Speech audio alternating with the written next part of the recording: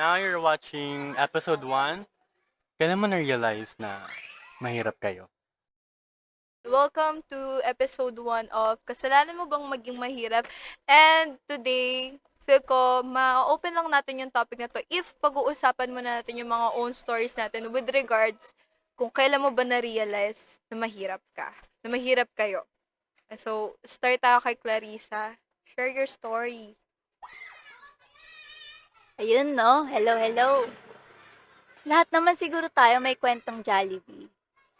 Ayan, one time dati kumain kami sa labas and yung mga parents ko pinanood lang ako na kumain ako mag-isa at natiis nilang hindi umorder ng pagkain nila para lang mabusog ako. Kasi sapat lang yung pera na yun para makakain ako sa gusto ko. Yun lang. So, upon hearing yung story ni Clarissa, about siya sa, food, yung pagkakain tayo sa labas. So, ikaw naman, Baseya, oy, Daniel Padilla. Daniel! Pa-autograph. When mo na-realize? Nung 5 years old ako. Kasi tawag dito. Dahil nga na-realize ko na mahirap kami nung 5 years old ako. Nung may binili yung magulang ko na damit sa kuya ko. Tapos syempre ako nun, di ako nabilan ng magulang ko dahil nga mahirap lang kami nun. So nag-aaway kami tuwing meron siyang tuwing may bagong gamit yung isang, kunwari ako lang yung nabilan ng magulang ko ng gamit na yun. May inggit yung kuya ko, ba't siya hindi nabilan? Kasi nga hindi sapat yung pera na kinikita nila dati. So, doon ko lang na-realize na mahirap kami. Yun lang. Nung na-realize ko na mahirap kami, nung isang araw na nagawa namin kumain yung pinaghalong mantika at bagoong. Kasi nga, hindi na-afford, wala na kaming perang pambili ng ulam, kahit naman sardinas lang. Sorry, walang bayad ng kahirapan. Sorry. Nagkaroon ako ng realization na mahirap kami kasi dahil kay mama. Kasi 5 sila magkakapatid and siya yung middle child. Tapos, yung mga kapatid niya, may mga sali-sariling bahay, property, business. Tapos, Paampun ka. Charis! Charot. Tapos, ayun nga, less privilege kami. Tapos, nito lang, kasagsagan ng pandemic. Since lahat tayo parang, biglang napunta sa downfall. So, si mama, kailangan niyang mangutang ng mangutang para makapag-provide pa rin kahit papaano. Tsaka para makakain pa rin ako, syempre. Kasi, palamunin ako. Charot. Tapos, ayun nga, nagsimula doon kasi dahil sa utang, syempre hindi na agad nababayaran yun. Kaya, yung mga sa mga kapatid siya nangungutang. So, hindi na nababayaran agad yun kasi nga, nawalan siya ng trabaho. Pero 4 months lang naman ata yun. Tapos, ayun na, dumadating sa point na inaaway na kami, yung mga kapatid niya. Yung tita ko, kasi magkakasama kami sa isang bahay. Pero ngayon nasa ibang bahay na sila. Ano, tawag dito, dumating pa sa punto na umabot ng post ng pagpo-post sa Facebook, pinaparinggan kami, sila mama. Tapos may instances na tuwing madaling araw, nakikita ko, atas magigising ako, kasi naririnig ko siyang umiiyak, pero hinahayaan ko na lang para malabas na yung emotions niya. Pero ngayon naman, feel ko naman nagiging payapa na ang lahat. Sana naman by God's grace. Ayun, thank you. Salamat po. Ikaw naman, Ako na pala. share ng iyong story. Ako nga pala si Eman Medes. Grabe ka. Nagpakilala. Nagpakilala ng buo. Wow, grabe. Na-realize ko na mahirap kami dati.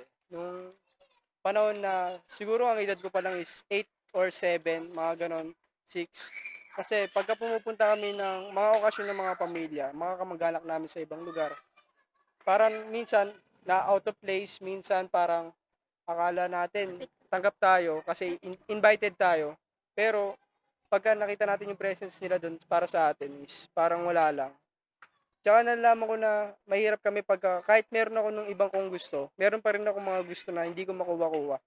Kasi dahil sa siguro sa sobrang mahal, hindi na-afford ng mga magulang ko.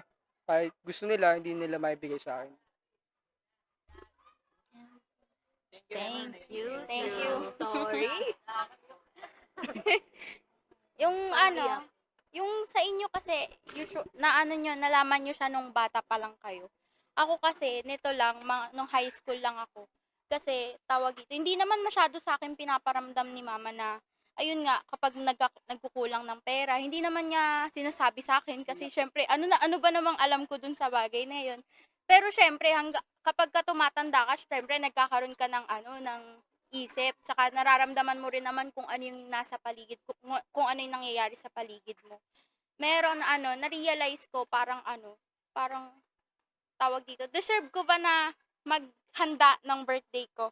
Kasi naiisip ko rin na ganun kasi syempre minsan nararamdaman ko na parang tawag dito, parang kailangan ko pa ba maghanda yung pang-araw-araw nga namin minsan hindi na kasya sa hindi na sumasapat ganun. So parang kaya nga ngayon hindi ko na sinasabi kay mama, hindi ko na siya pinipilit na maghanda kahit na gusto niya kasi ayoko makadagdag dun sa mga gastusin na pero minsan sinasabi ko na lang na kapag kaya ayoko maghanda kasi ayoko ng maraming ganyan maghuhugas. Pero sa totoo, ayokong maghanda kasi ayoko dumagdag sa mga iisipin niya.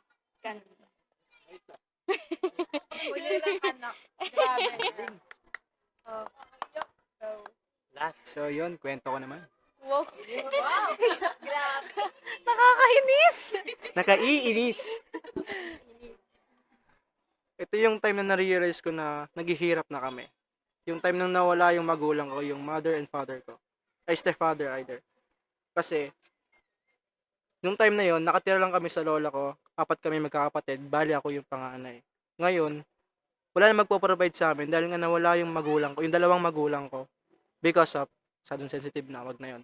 Dahil doon, nawalan kami ng time para makapag-aral, para din mag-provide para sa pakakainin namin. Ngayon, yung lola lang namin nagtatrabaho. Bali, doon ko na-realize na naghihirap na kami kasi nga wala na magpo-provide sa amin. Nung bata ako, privileged kasi ako. Hindi naman necessarily na sabihin kong super yaman kami, pero, tawag dito, nabibigay lahat nung pangangailangan at the same time yung gusto ko.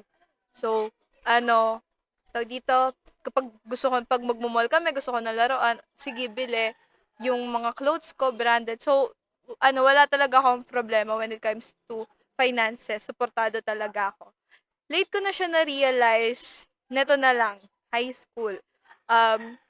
During time na nagkasakit yung mami ko, since yung main provider namin is mother ko, nung nagkasakit siya, syempre, na-stop yung finances namin and nakaasa lang kami sa daddy ko. And during that time, 2 sila na nagkasakit. So, mom ko and dad ko na-hospitalized during nung time na yon. So, walang nagpo-provide sa amin. Yung kuya ko noon, graduating pa at that time. So, yung tuition, yung training, kailangan namin bayaran. So, ako, from being privileged, isang umaga paggising ko, wala na. So, kailangan ko matutuhan na maglaba ako, kasi hindi ko nga na-experience yun during bata ako. Provided lahat sa akin na kailangan ko lang gawin is mag-aral. Pero nung nangyari yon yun ko na-realize na hindi pala namin afford yung healthcare dito, na kailangan magtipid kami sa ulam, ganun. So, ayun, late ko na talaga rin siya na-realize. That's it. Ikaw, Nash, Direct. yung videographer namin sa likod. Direct. Lapit. Hi guys, special guest. Mahal po bayad ko dito. Yun. Yun, dahil nga 'di ba, usapan natin is kailan mo na-realize na mahirap kayo. Siguro lahat naman tayo makaka-relate dito, yung pag may nakuha kang isang bagay or kumain kayo sa gantong lugar.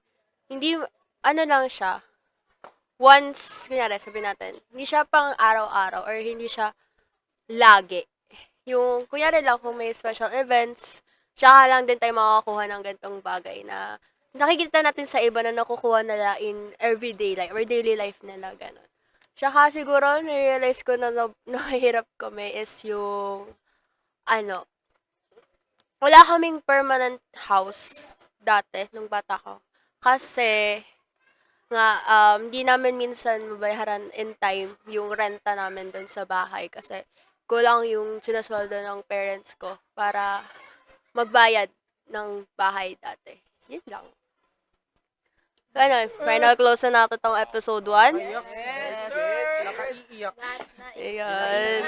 Lahat nakapag Lahat nakapag... May tanong ako. Yes. Ayan, follow up After question. nyo marinig yung mga kwento, anong na-realize nyo? Dun sa kwento, sa mga kwento natin. Amen. Hindi. Na yung kahirapan pala, ano siya, it doesn't appear na ganito yung bahay nyo, ganito yung kasuotan nyo. We have our own stories to tell na pagdating sa pagiging mahirap. We have our own definitions kung ano ba yung kahirapan. Pero, ayun, siguro, ngayon, mas blessed lang tayo compare before and compare sa iba kasi yung experiences natin na yon, that doesn't put us na, maging ganitong klaseng tower, maging ganyan. Knowledge siya na maging inspired tayo to have our lives be better than what used to be. So, yun sa akin, sa inyo. Ayun. Dagdag ko lang, may Lambo na kami ngayon. May McLaren na po kami ngayon. Dahil nagtanong si Frances, siya rin ang sasagot sa kanyang katanungan. Hindi. Ikaw. Yan. Na-realize ko na tawag dito, wag mong, kapag ka, naisip mo na parang, you're so, parang ang tawag dito, yung, ang unfair ni God. Isipin mo na parang, lahat tayo may pinagdadaanan na, hindi lang, tawag dito, hindi lang ikaw yung, naka-experience, Iba pala. naka-experience nung ganong bagay. Mayroon tayong iba't ibang experience na parang dapat wag mong isipin na nag-iisa ka lang dahil parang marami tayong nakaka-experience nito. Wag mong sarilihin yung problema mo ganon. Ito, dagdag ko. Mas maganda maunang hirap kaysa sarap. Talaga. Everything happens for a reason nga. Nasa Sabi ng nga kahirapan. Just don't give up and trust God. Yes! Your Honor, hindi ko po alam.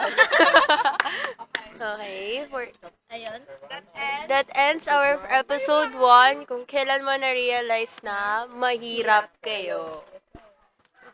We're bound to this episode 2 of Kalye Podcast. See you in our next location. Bye-bye. Bye!